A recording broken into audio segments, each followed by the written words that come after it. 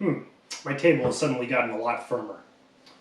So, considering the British aren't in the rules at all, what would be the best way to address this? I would suggest some sort of expansion pack that would actually include British rules for the Israeli-Palestinian wars and add some counters in as well. So this is actually the first time post-World War II that Britain has to fight a counterinsurgency war where they're trying to keep the British colony, being known as the Palestinian Mandate, and they are fighting both Israeli and Arab forces who are basically trying to control the towns and essentially ruin British authority and replace it with their own.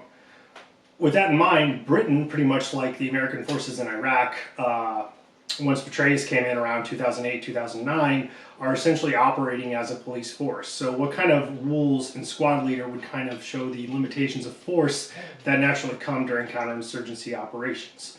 Probably the best way to do this would be pretty simple, is once you add the British in, you keep the no cowering rule that's kind of based on their World War II and squad leader tradition, and then I would add that Britain may never massacre and Britain must always take prisoners. So whoever plays the British, even if they have higher firepower than the Israeli or Arab forces, are always going to be stuck with this kind of cumbersome nature that is always taking prisoners. As you know, if you take too many, it ruins your movement points, it makes it harder to get your actual goals done. That's how I would do that.